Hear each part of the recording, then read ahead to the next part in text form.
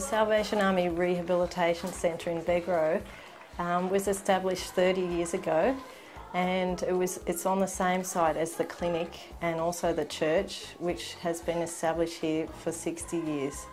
And so the Salvation Army is an international church, an international Christian church, and our main focus is a mission to the disadvantaged.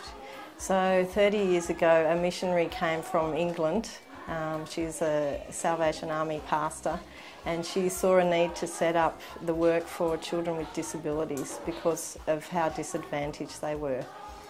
So she started by having 5 children in her own house, and from there it grew into a larger need for the kids, so that then the rehab centre was built 30 years ago.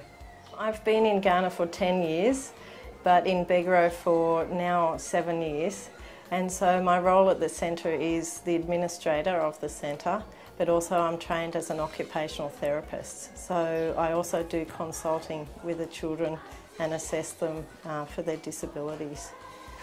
So the centre is designed to have children here as residents. We have 35 resident children, and at least 10 of them stay here with their mothers. They're the younger children who are under 5 years that need their mothers here. And then we also see more than 300 children in the communities with disabilities every year. My friend Mrs. Doris Fosu, if you come as an abai. Maybe I should be Manuel Fosu. Me won't know, but so many I mean, who say when you start program, and your career operation and son, ye ba. Na ne fa baby na adwodo ontimi emfa nya hwe to omo kire ye e ma ye ba ha na nyame adom ye bedru ye no enam exercise mo ede ne nam efa mu ene wotimi ede ne sa no eye bibia ene wotimi so adem enante wotimi de ne kotodwo ne timi wia enam salvation for sunti ene mba ne timi ye bibia me da wona se wa emo o de aboye amen.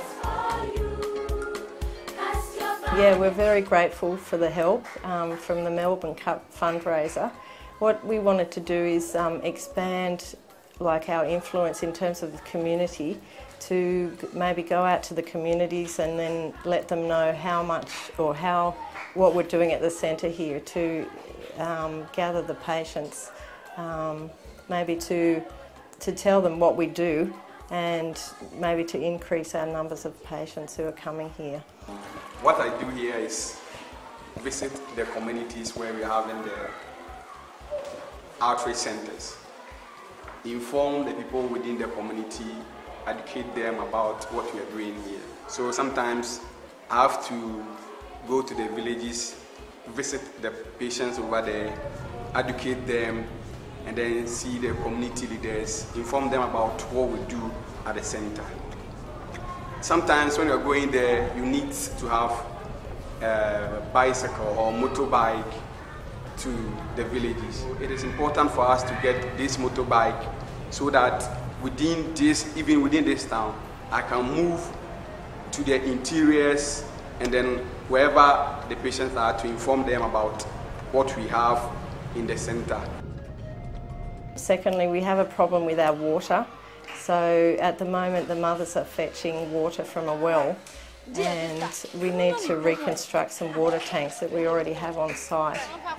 So we wanted to try and either raise some money or get some help to do that, so that the children have flowing water through the centre.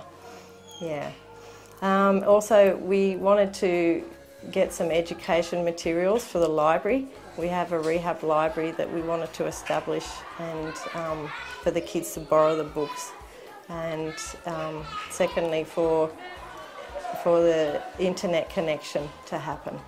Yeah, so if the kids were in, we have a computer lab with 6 computers, and if the kids were connected to the internet, then it would be so much better for them. They'd be able to Google things, and their education, would be broadened. Yeah. Also, we wanted to train up some of the staff. At the moment, Tegan, the Australian occupational therapist, is training some of the local staff. But we wanted to also run like a staff workshop for them to train them in doing therapy, and also about the conditions that the children have, to give them more sort of knowledge about the disabilities. Okay, so we also wanted to get a carpenter for our rehab workshop. At the moment, the orthopaedic technician can make the shoes and the calipers, but we need to send what we do is measure up the children that need a special chair, and then we have to send it away to a different centre.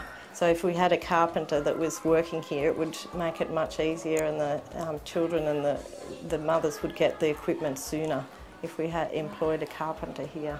I think for me the main thing is the change in the children's lives, like to see the difference when they come in, and some of them they can't walk or they can't even sit, but after we do the therapy and then they're able to do something, they're able to be independent and then also even learn to go to school.